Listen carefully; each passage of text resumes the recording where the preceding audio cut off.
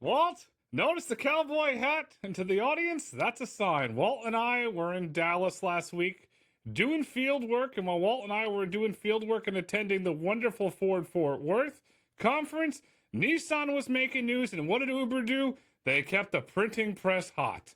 Walt, let's start with the big D. What did you think of our trip to Dallas? It was a great trip. Our listeners should settle in. We got a lot of ground to cover. But yeah, let's shout out to Fort Worth. Ian, Kinney put on another great show this year. It was great to see everybody. It was great to see everybody. We learned quite a bit. And one of the big takeaways from Ford Fort Worth is this hub-to-hub strategy is going by the wayside. Everything is going dock to dock. And then I noticed you were in the corner having quite the conversation with Piecyk. I said, oh boy, here he is. Walt the analyst is on patrol. Yeah, I was hot on the tail of Piecyk and Volvo. Let's just say I'm doing my part to push autonomy for the trucking sector. And speaking of the trucking sector, shout out to Kodiak, who had a huge military win, during the week. So, we spent some time with the Kodiak team there, but, broadening into this military sector, which there's obviously tremendous opportunity for them there. Yeah, another thing we also uncovered, had a great conversation with Peter von Schmidt, CEO of Torque, learned they're getting closer to commercial operations. And he told us the redundant trucks coming, so Torque's progressing along and looks like their timeline should hold into 2027. There's also such a breadth and of quality people that show up at this thing. Still getting good feedback, and I'm still working through this concept of who the end customer ends up being for these autonomous category 8, I guess you would call them, semi trucks, and whether it's smart to wait for the likes of FedEx or Amazon to buy these trucks and own it on their own versus selling capacity or maybe upfitting and going to individual carriers. So a lot of good incremental feedback for me to consider in trying to understand that market. A lot of good feedback. Not to get technical, because I'm going to get the text messages. It's not category 8, Walt, it's class 8. So we had to set that there. So we know who you are. I don't need the emails. We're on the record now. This reminds me of earlier in the podcast when I screwed up calling an ODD, an operational driving domain, I think it's called, with ODB, a famous rapper. ODB, he know me. And, every time that you and I travel to a new market, to an event, we're always doing field work. This time, I went and did the Waymo field work. You did the May Mobility, and jointly at different times, we did Avride field work. Which part of the field work do you want to break down first for our audience? Let's start with Waymo. Tell us how your Waymo experience was and some of the things that you may have discovered. The Waymo experience, overall, very smooth. No issues with drop-off in pickup. What I did notice compared to Miami and the Bay Area, the driver seems to be a lot more cautious.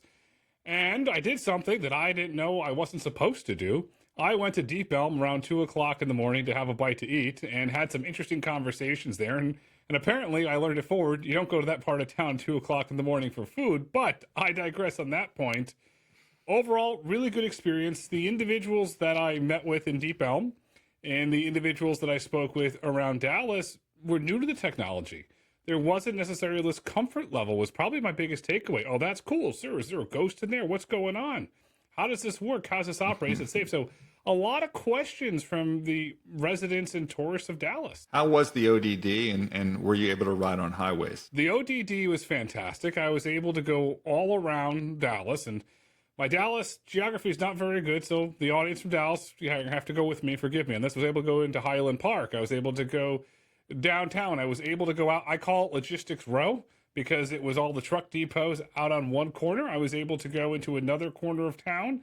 I did some rides, Walt, that were over 30 miles. So pretty good, significant ODD. Now, is this product that you were on, did you get special access, early access, or is this currently available? How are you able to hail these Waymos in Dallas? So it's early rider to the team at Waymo. Thank you for granting me the access, and we can check Dallas off for a new market I've gone into. So it's still early rider. Even though Dallas is still an early rider, I saw quite a few Waymos on the roads with individual passengers cruising around in all different parts of Dallas. And did you notice any difference in how these Dallas were driving versus the Bay Area? Because last time I was in the Bay Area, it seemed like they tweaked up the aggression there. Or did they adjust it for a Dallas driver? To me, very cautious compared to the Bay Area driver, the Miami driver. Very, very cautious.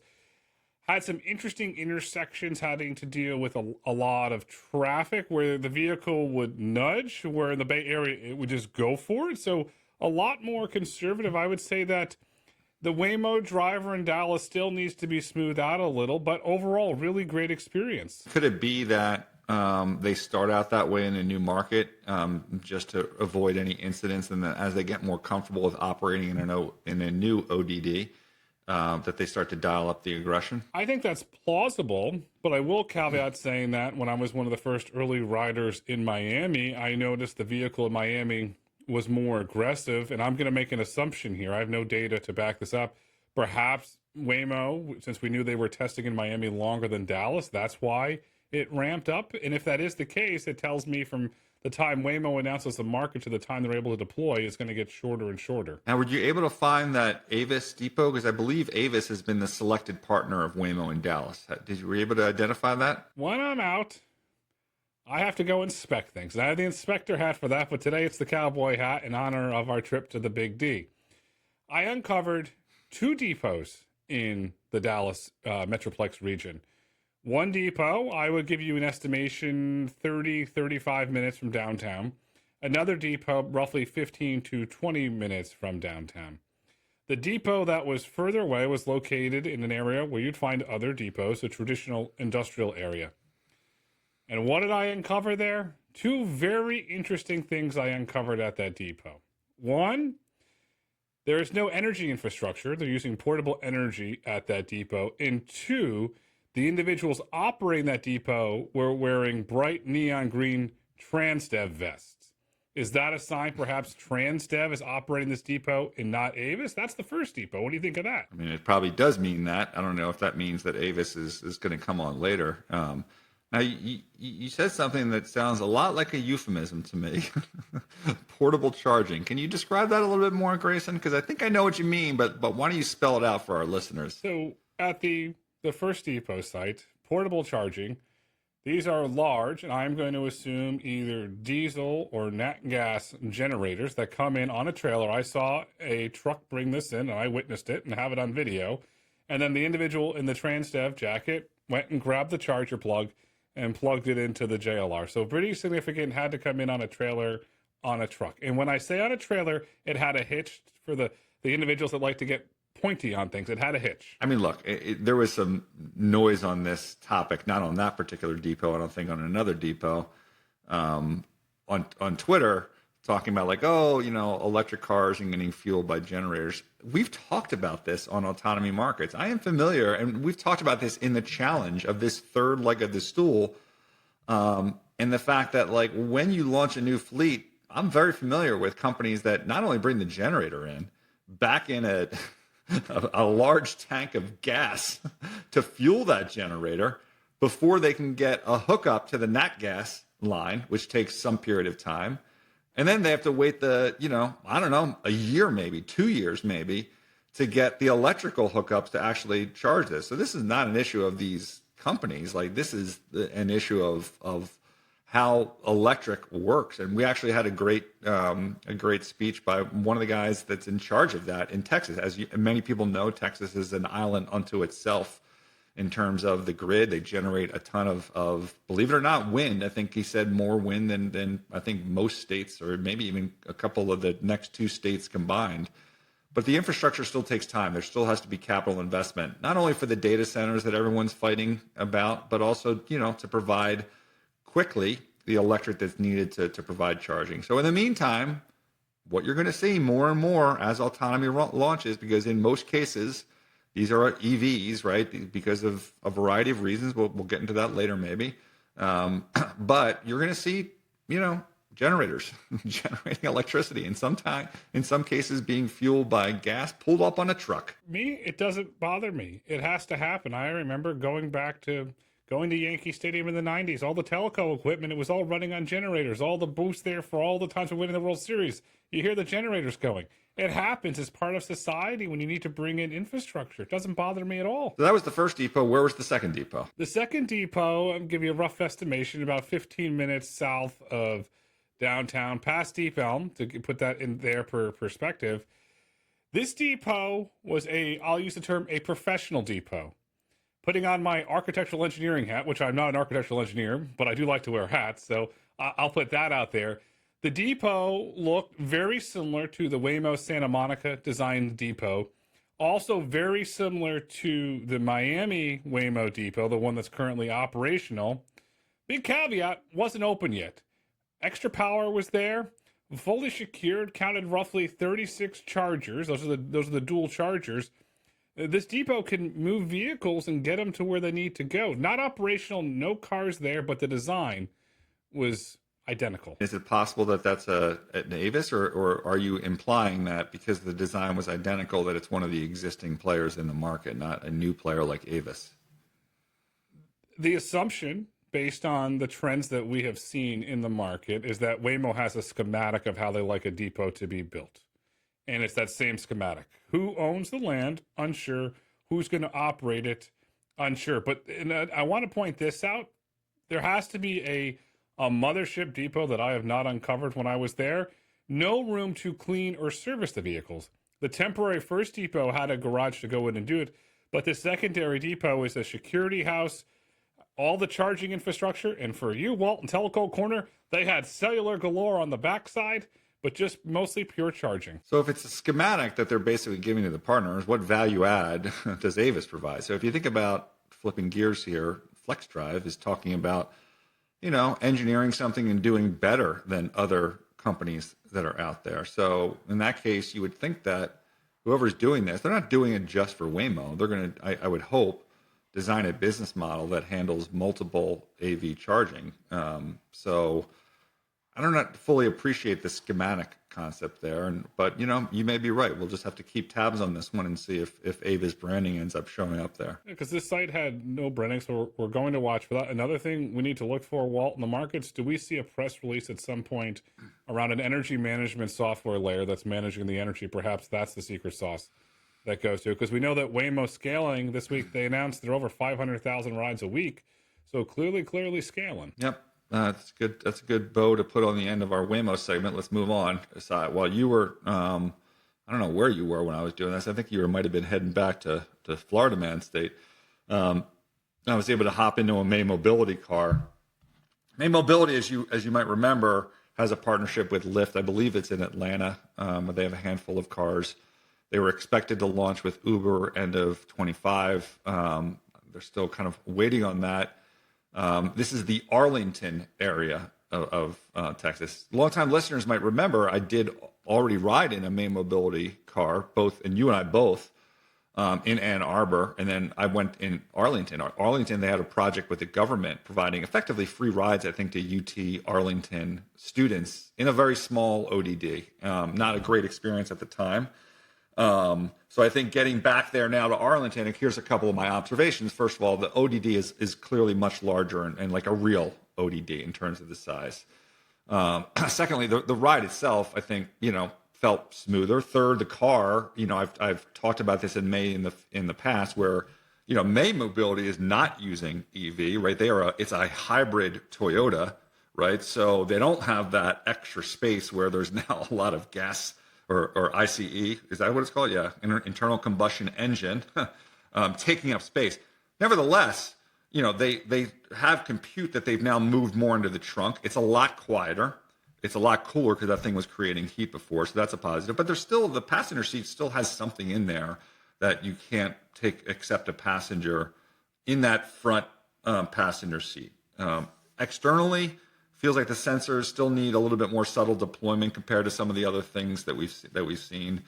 Again, the overall feeling was good. I would say that it still hesitates, meaning like when it comes up to a stoplight, it's stopping too far in front of where the car in front of it is, or where the stoplight is. It's a little heavy on the brake, or if someone's kind of coming out, it kind of reminds me of some of the FSDs things that we've talked about on this podcast before, where like someone's walking up from the side and it's worried that it's going to, like that person's going to jump out in front of it. So it's being too cautious and then hitting the brake. And I think on one hand, like you're like, oh, that should be cautious. But the problem is when you're a little heavy on the brake, it makes the rider feel less or feel more concerned. If it's smoother, you're like, oh, this thing is confident and knows what it's doing. So it has a bit of hesitation. I did have one intervention where it thought a light a green light was a red light, so it basically stopped. And since there was people behind us, we basically, the safety driver had to reinitiate and get the thing going to be along its way. So, I mean, it doesn't feel like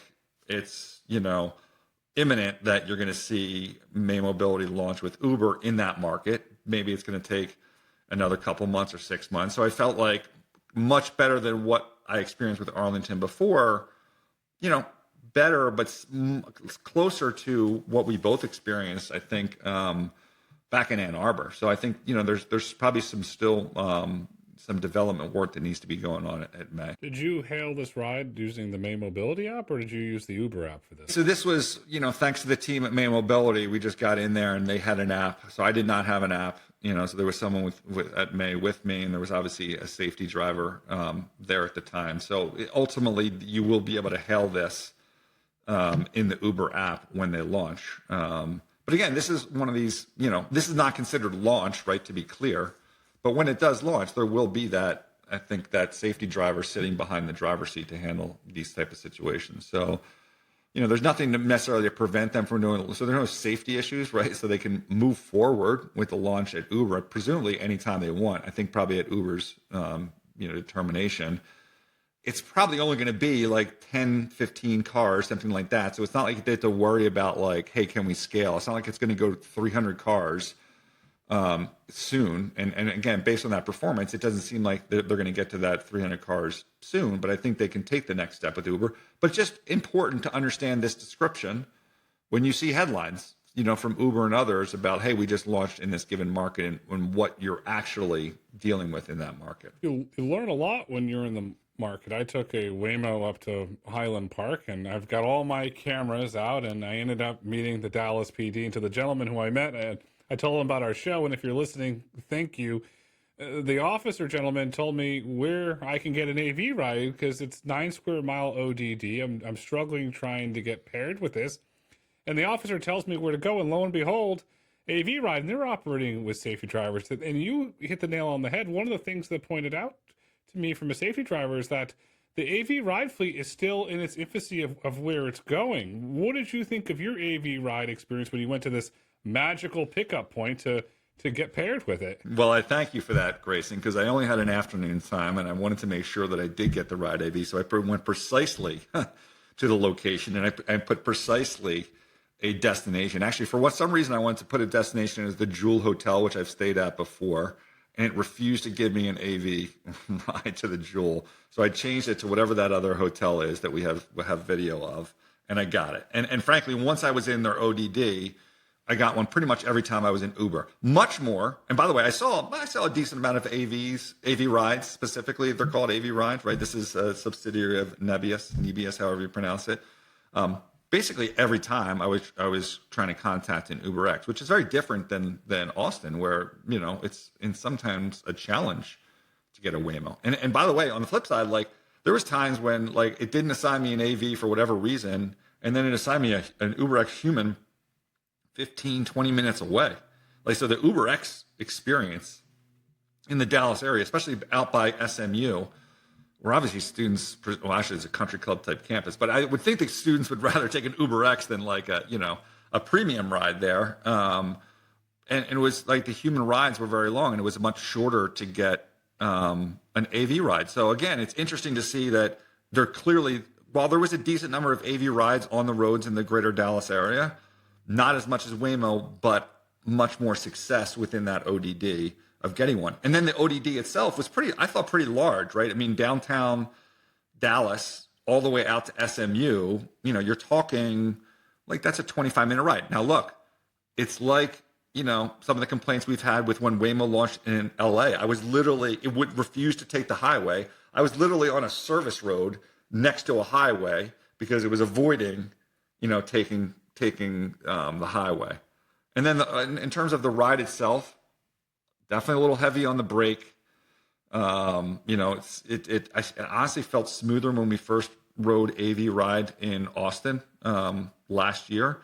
Again, maybe it's the same issue that we were talking about with Waymo when they launch a new market. Maybe they're a little safer, and then as they get more confident, they'll dial up some of the smoothness. So that heavy on the brake, I could live without that. You got to chill out on that. And I did have an intervention in this case. And this one was a little bit more troubling, I would call it, I guess, in that I was on the SMU campus and we were coming up to a stop sign, as there are many there. And there was like 2 cars in front of me. And the AV ride literally tried to like go around the cars that were stopped at the stop sign. And in this case, it was like, it went around and like it was going to go into traffic, right? So obviously the safety driver grabbed hold of the situation, got us through that, hit the button, and then re-engaged. And there was another situation, same thing, where it was like impatient, and there was someone basically waiting to, I think, make a left or a right, or it was make a right. And again, the AV ride went into the left lane. It was a left turn only lane, but then it did the squeeze over, like, so you're basically heading towards the person coming at you, and did the squeeze over and the cutoff on the guy in front of me. So 2 incidents were really basically the same thing. And again, you know, whatever. This is the difference here between Ride AV and May Mobility. This is a launch market, right? This is a Uber launch market where there is a safety driver there. And I actually saw someone at one of those drop-off, I think it was at the W Hotel, where I was waiting for my Ride AV, and just a regular consumer, a woman and her family, like had gotten one. I'm like, did you call for this? I asked her, did you change in your app to prefer AVs? No was the answer. So this woman had requested an Uber X. I noted probably the Uber X issue that seems like it exists in Dallas in terms of lack of human drivers. And this woman and her family were assigned an AV car, even though that they hadn't. So they're obviously, they're operating this thing. But clearly some issues to work through with Ride AV as well. It's interesting. I noticed, and I'm going to put another hat on. Let's call it the in-vehicle inspector hat. Different material on the seats. And so I asked the safety driver why. She said, "Oh, it's easy to clean."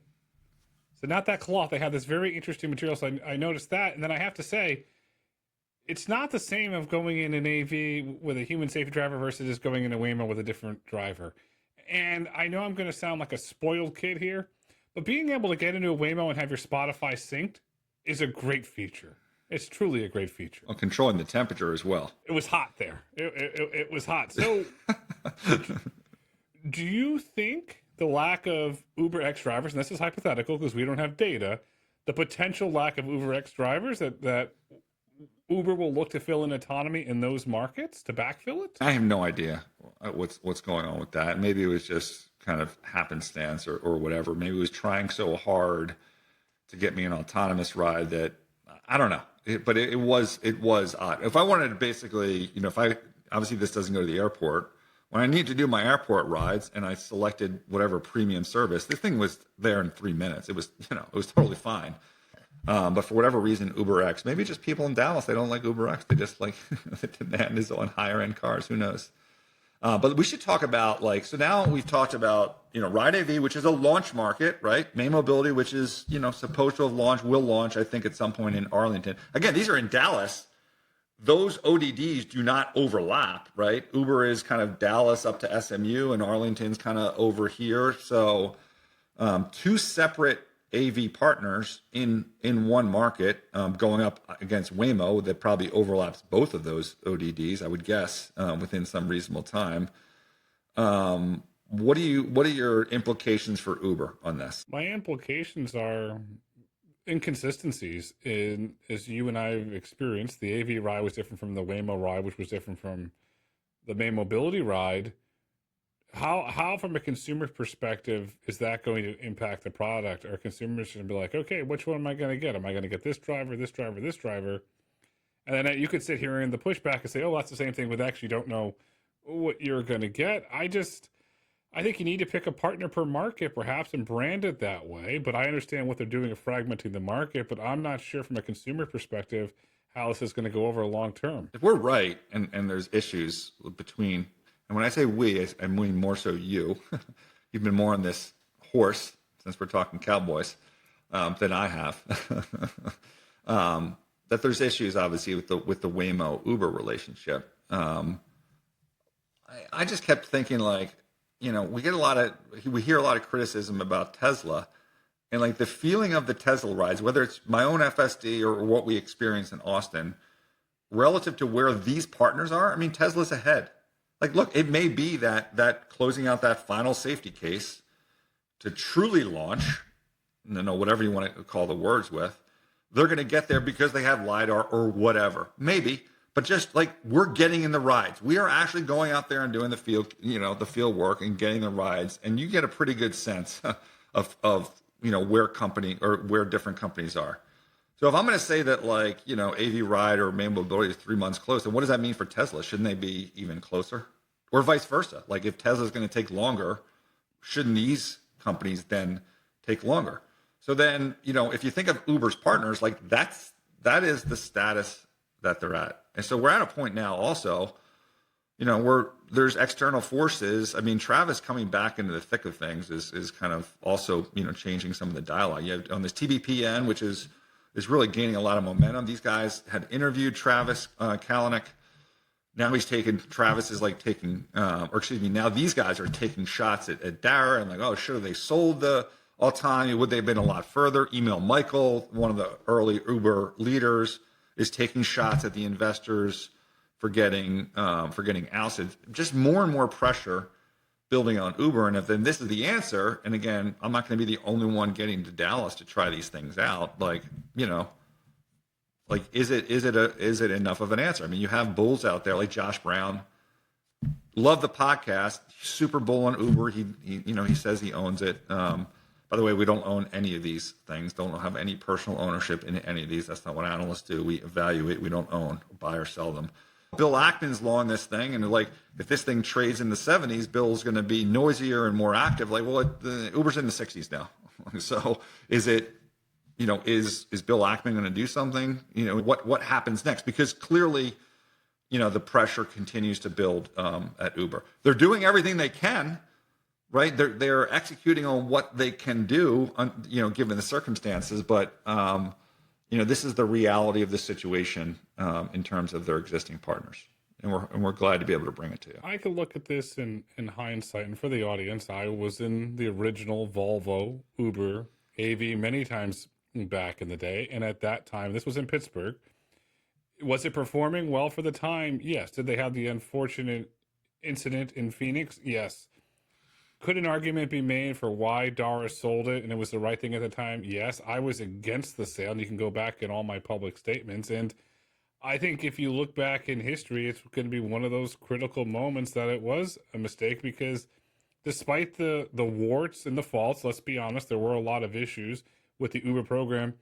There were some great engineers in that program. There were some great policy individuals. There were some great safety individuals in that program. And I'll be very blunt. I know I'm being Monday morning quarterback, but I do believe that program could have weathered the storm. It would have looked a lot different today. And if Uber had the program intact and was able to retain some of the key engineering talent, the safety talent, we'd be having a completely different conversation right now, I truly believe. Yeah, maybe. However, he got the company to positive EBITDA and lots of free cash flow. And the AI phenomenon over the past 2 years, Dara's been there a lot longer than 2 years. So what AI has done to advance autonomy in the past 2 years has been unique, to say the least. So I think, again, dealt with what was in front of them the best he could. And I think right now they're doing the best they can. I don't have any major problems with the current strategy, given what the pace of autonomy is. The question is but it doesn't change the fact that they're going to be under pressure. And I think my point is that with Travis Kalanick being back in the mix, and again, we'll see what the next developments are for Tesla and for Waymo. The pressure, I think, is just going to continue to increase over the course of the year. There was a lot of bullets fired. They've partnered with pretty much every AV provider there is to partner with. They've given them money. Now those partners have to go out and execute. And we just gave you feedback on what two partners are doing in the market, which is great. I have nothing. I think that those companies have made good progress, and they will continue to make good progress. But is that what investors are going to want right now compared to what they're seeing out of Waymo as Waymo expands, and what they may soon see in Tesla? And again, for those that knock Tesla, you have to put it in the context of these other partners. Get in the cars, ride them both. Tell me what you think. And if one feels a lot better than the other, and then for whatever reason you think the one that doesn't feel as good is somehow going to leapfrog, that's fine. Everyone can have those beliefs, but we just have to deal with, how these developments work on a daily and weekly basis. We do, and one of the great things I give you and I a lot of credit for, we live with the product, the Tesla, and we go around the world and ride in these vehicles to understand it. We had that really interesting bullet point from Lemonade Insurance. Those with FSD over 90% of the time use, so it's clearly working. Individuals are really liking it. And we also got news this week. Nissan is coming firing back into autonomy. What did you make of the Nissan FT interview? Nissan, another potential, or Wave specifically, they're partnering with Wave to get the autonomy going there. And Wave being another potential partner for Uber, right? So it's always good to get a check in here. This was not us personally touching it, but there was, in this article, there was a Nissan executive that privately expressed reservations about using Wave's technology for fully autonomous cars since the AI operated as a black box, creating liability issues. Now, this is not taking a shot at Wave by this. This is just like, this is the challenge of dealing with OEMs. Like, hey, we have our own development thing, and we're used to having all these frameworks, and Wave is this like end-to-end black box, ooh, scary AI. That's what you're going to deal with when you're dealing with Nissan. So on one hand, Nissan's recognizing that autonomy is an existential threat. And on the other hand, they're effectively, again, unnamed. So who knows who maybe this Nissan guy has a relationship with another autonomy company. So he's trying to tank Wave, but like throwing shade at Wave because it's black box. And the executive said, this is a quote, it created an important role for the rule-based algorithm that Nissan had spent years developing in-house. That is what this person is used to. And Wave is something new. So if Wave ever has a slip up there, like what's the dedication at Nissan? Right. So I don't know. To me, it was supportive of some of the bias that I have in terms of dealing, what it's like dealing with OEMs, whether you're a Class 8 truck or you're going to be, a technology company. Again, an OEM like Nissan. I mean, I'd rather be like Nuro, partner with a guy that's like Lucid, who is like scrappy and I don't want to say desperate, but in need of autonomy to work even to a greater extent than maybe someone like Nissan. The interview, the CEO of Nissan said a couple things I want to break down with you. One, they do not want to be a contract manufacturer for a Robotaxi, so that was interesting. And then this is what you and I talk about, that the CEO of Nissan in the Financial Times stated that Nissan wants to leverage its network of dealers, service depots, and charging infrastructure to improve and lower costs for operating Robotaxis. That was interesting. That's great. I just don't know where these dealers are. These dealers are in locations that are going to be useful. I don't know. Great. We need more third legs of the stool. That is a fragmented market. We talk about it a lot. We continue to talk to people offline that are looking to invest in the space. We know power is the key thing. Is there power at a dealer to do charging? If this is like an EV world, I don't know. So great. Enter the space. We look forward to watching Nissan's developments there. We'll watch it. You know who else we're watching? Zoox. They made some news this week. What did we learn about Zoox? They're going to launch in Miami and Atlanta later this year. And, what have you learned with your inspector hat on what those ODDs are going to look like? This is an exact quote from the Zoox press release. I want to say this is an exact quote from the Zoox press release.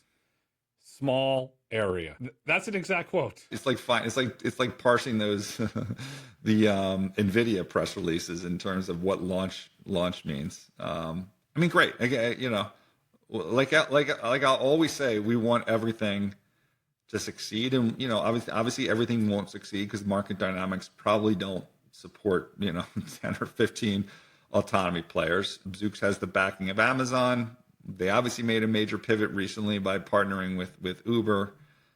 I'm obviously a bit skeptical given, again, going back to getting in the vehicles. Another one of the vehicles that I've gotten into more than once. And that one's even, in my opinion, in just how it feels in riding it behind where Avride and May Mobility are in terms of like just the jerkiness, the shutting down, and just the overall feeling of nausea, for me at least.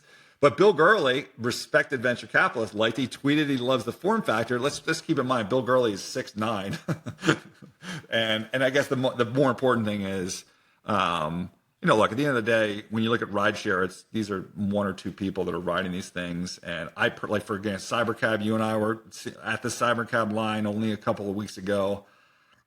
Not my favorite car to ride in. I would much prefer a Y. I love the Y. It's comfortable. The suspension's great.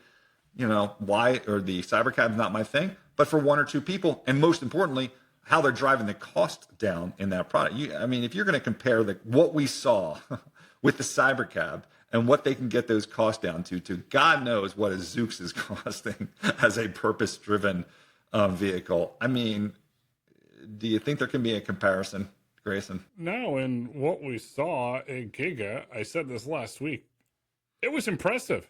I was impressed. And they're clearly building Cybercab to scale. And why do I want to bring up scale? Because while we didn't get any details in the official Zoox press release, a Zoox representative did give a comment to CNBC. And I had to read this 3 times. I couldn't believe this, and I'm going to read this to you. When Zoox scales service later this year, and that includes, you ready for this, Walt? Las Vegas, San Francisco, Austin, Miami. How many vehicles, when they scale, do you think they're going to be at? And this is on CNBC, so let's hear it. Yeah, I don't know. 20 to me, I don't know. What's the answer? I'm not even going to hazard a guess. 100. That's not quite scale. I know we've had debates on Twitter on scale. Let's move on. Jay-Z at Neuro had a blog that they tweeted out that I thought was interesting just because, it was a more balanced approach. Jay-Z, for those that don't know, has been in this space since 2009. He's one of the early engineers at Google's project before Waymo was really even created. Just let me read this. At a high level, he says, the industry is often presented with a binary choice. One camp believes safe autonomy requires superhuman sensing redundancy with LiDAR, blah, blah, blah. The other camp argues that vision alone is sufficient, and you're offset by cost, blah, blah, the typical, basically, LiDAR versus Tesla argument.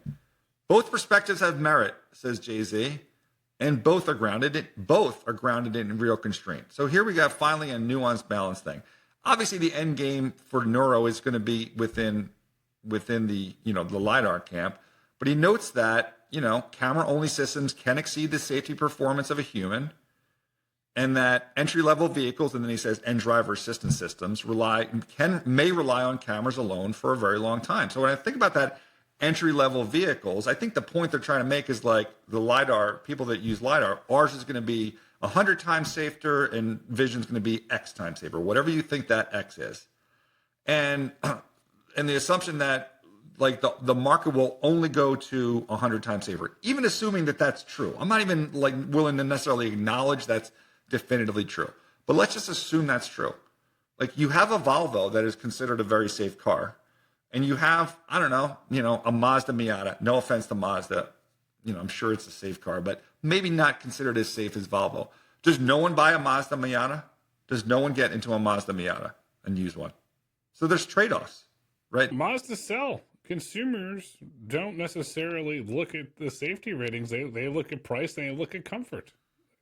Plenty of data to back that up. There's a lot of reasons. And look, I'm sure there's some people that aren't going to ever get into a Cybercab because they hate Elon or whatever it is. Like, who knows? But there was more signal on this whole topic because I feel compelled to continue to talk about it because people want to talk about it. I was told that LiDAR is supposed to have this. In the case where you're driving down the highway and all of a sudden someone constructs a wall that looks like a highway. I don't know how that's ever going to happen, but I guess this is an edge case that's going to happen. You're going to drive down the highway and then someone's going to construct a wall and then paint it like Wile E. Coyote to look like it's a highway. So you slam into it like Big Bird or whatever, Tweety, whatever his name was, Tweety, whatever. I saw that exact situation on Twitter when a Serve robot was like going around on a sidewalk. I'm sure many people have seen this and just crashed into a glass wall that was part of a bus stop. That has LiDAR. Does Serve not have LiDAR, Grayson? So how did the LiDAR not stop the Serve robot from crashing into this plate of glass? Shouldn't the LiDAR have bounced off of it and prevented it from doing that? How dare you ask that question? How dare you ask that question? That's not allowed, Walt. That's not allowed. You blew up the narrative. Okay, so I know. I realize that that's rhetorical. And I'm sure there's some other explanation for it. Feel free to fill my inbox with them. Love them. Then Dimitri, again, I see him getting interviewed by someone else. And once again, he brings up this, Dimitri is the CEO at co-CEO at Waymo, brings up this situation where like, oh, if the child is coming from behind the bus, he's used this example many, many times. The LiDAR bounces in that one space underneath the bus and it sees the child. And meanwhile, there was literally an incident where a child came out from beyond cars or whatever. And thank God, Waymo is so safe that it barely hit this child was not really injured. Like it slowed down to 3 miles an hour, but it registered as an incident. And when you look at the explanation for that incident, they talk about vision. They're only talking about the vision only. It only had vision of the child at the very last minute. So we went from, I think it was 14 miles an hour to 3 miles an hour. So there was, thank God, no. But my question there was like, where was the LiDAR in that situation? And I asked this on a prior podcast. So you continue to offer this as a reason that LiDAR is better when there's literally an incident in the books where it didn't necessarily work in that. And there's no, by the way, explanation for it, right? The only explanation is talking about the vision. So again, I think it's important to point these things out, as we continue to evaluate, which of these different approaches, and there are many out there, are going to move forward or maybe stumble as we get to true scaling. Grayson. No, I'll say it bluntly. There's no right approach. There's no wrong approach. There's many approaches, and there's no right way to do things, and there's wrong ways to do things. But however, multiple approaches are going to win. And yes, Tesla will launch a vision-only system, and the LiDAR folks will have a cow. It's going to happen. You and I use it every day, and I feel extremely confident in it. And yes, there are some cases where you're going to need the LiDAR and some cases where you're not. Do I think you need LiDAR at the end of the day? No, I don't. Well, put your inspector hat on and tell me what we've learned about Tesla preparing for the hopeful conversion to actually scaling up their driver out. When I was cruising around in the Waymos on the outskirts of Dallas, I noticed something. I put my camera and I zoomed in. I saw the little cleaning mechanism in the back of the Tesla. That was interesting. I posted it, didn't get much feedback. And then you sent me a post from X. You uncovered a depot. Where did you see that? Well, that was actually from a guy that, since I was in Dallas at the time, I could tell was out by Love Field, and they showed a ton of I think it was Cybercars, maybe Wise as well. Also, Teslarati was tweeting, which is a Twitter account. They were looking at these Cybercabs in the Gigafactor.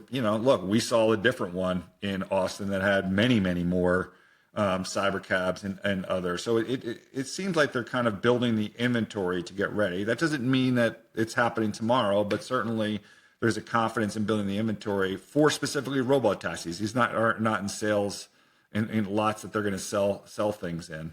This is actually remember years ago when people used to take these pictures of like all these unsold Teslas? Now it's like these lots of stacked up Teslas that are presumably waiting to launch on Robotaxi. So we'll see if that ultimately happens. And you know what else we're starting to get photos of now? More and more Teslas with the Robotaxi branding charging at Tesla superchargers throughout the United States. We're starting to get those signs there as well. So all signs are pointing that Tesla is getting really ready to scale Robotaxi. Grayson, we had, I think, an announcement. Vern, Pony AI, and Uber are partnering to launch Robotaxi in Croatia. So that's great for Uber, again, going international and adding additional markets. It is, but I know I've been harping on this. The headline tells you one story, and the professor or the inspector tells you another. So here's the interesting thing to break down with this. Vern is not the automotive manufacturer, even though they own Bugatti. This was not their two-seater vehicle. Their original partner was Mobileye. No mention of Mobileye. Pony AI is the developer. And this gets really interesting. This continues Uber's bet on China here. This is an RFox Alpha T5 Robotaxi built by, drumroll please, Beijing Automotive Group. Vern's not even building the vehicle. Vern wants to be the service provider, and what we did get details from Vern's going to own the asset. This is interesting. We need to do more work on this. I mean, that's very interesting. That's a lot of changes from some of the original relationships that existed there. So I think more to do on that, I guess. We have to uncover it. I asked Uber for comment, and I asked Vern for comment on Mobileye, but It's very interesting, and the audience shouldn't forget that there's new EU laws that are going to take effect in August 2nd, 2028 that could impact this rollout. So a lot of moving pieces, interesting move from Vern. And another thing, you go to Vern's website, not one mention of this partnership. Found that very, very interesting. All they're doing is promoting their two-seat vehicle, which they built. So I don't quite get this. Like, they're building a two-seat vehicle. They have a partnership with Mobile AI, but in this situation, all they're doing is being the fleet owner and a service operator, but not of this two-seat vehicle that they're talking about, and probably not with the Mobile AI tech. Obviously, it's not going to be the Mobile AI. It's going to be the Pony AI technology. So I guess the bottom line question is for this company, Vern, which I don't know anything about, is like, what's up with the two-seater and what's up with Mobileye? Correct. And those are things that it'd be nice to get some sort of clarification on it, because at this point, I'm confused. You manufacture Bugatti. You have world-class manufacturing in Croatia, and yet you're running the Beijing Automotive Group vehicle and you're owning that asset? Why? Good questions, Grayson. As always, I'd love to see that Clouseau hat come back on, because you had a lot of Clouseau moments on this podcast. What's on the foreign autonomy desk? Don't worry. The hat's coming back next week, because there's a lot to inspect, because we're going to dive deep into that. On the foreign autonomy desk, we had a statement from the Vancouver Sun that Waymo is looking to change the laws in British Columbia to deploy robotaxis. And as they continue to ramp up the lobbying, well, the Ministry of Transportation, Transit, and Finance came to the Vancouver Sun to say the following. At this time, the ministry is not pursuing an autonomous vehicle pilot project, and Waymo has not approached the ministry to request one. Very interesting, because the lobbying records clearly say they're lobbying. The ministry's like, well, wait a second. So that's interesting, because you legally cannot deploy anything over L2 in British Columbia. That's good info. Now, I did my own fire and autonomy desk this week, Grayson, because we had two foreign autonomy companies, Pony and WeRide, both report this week. You know, one of the things I was focused on is the safety riders. Just as a reminder, Waymo's ratio currently, I think, 3,000 cars to 70 with 43. It's probably higher than that because they've probably added cars and expanded it, but let's just call it 40 to 45. Interestingly, when WeRide reports, now they're claiming that their safety driver ratio is 40. And Pony, by the way, last reported this as 30. And WeRide was at 10 at the end of 24. So basically, if you just do the math, I think it's that at the end of 24, that WeRide had 40 remote drivers, for the 400 cars that they had on the road. But now they fired a bunch of them, so now they're down to 28 for the whatever it is, 1,100 of their cars that are on the road. I mean, based on some of the conversations that I had, specifically with Pony, it doesn't seem like these numbers are what I was expecting. Let's just call it that. But for what it's worth, WeRide is claiming they're at the same ratio with Waymo. And also, look, both of these companies, Pony and WeRide, have added 400 vehicles over the past 4 months. I mean, good, but like 400 vehicles in 4 months is not the trajectory that you want to see. You want to see, thousands of cars getting added into these things. So for all this, talk of China's moving faster and China can ramp faster and China this, China, they added 400 vehicles each in 4 months, Pony and WeRide. Obviously, there's other manufacturers out there, but I think good feedback from both of these companies on where they're at, and obviously both wanting to partner with Uber to expand into additional markets. And I said this before, we need to watch the European market as that partnership unfolds. As we watch that, what do we need to watch for next week in the autonomy market? I got nothing on the calendar. Is there any chance we can get no info? And we had a very long podcast again today. Every week there's clearly something. I don't know how you couldn't do this on a weekly basis. Imagine if we waited every other week or every third week. I mean, we couldn't cover all of the things that this great industry is generating for us. You and I would be publishing 3 to 4 hour books, essentially, if we didn't do this every week. And each and every week, you and I are here looking beyond the headlines to deliver the facts that matter and the insights that matter to this audience. The future is bright. The future is autonomous. The future is looking behind the headlines. And don't worry, Walt, next week the inspector hat's coming back.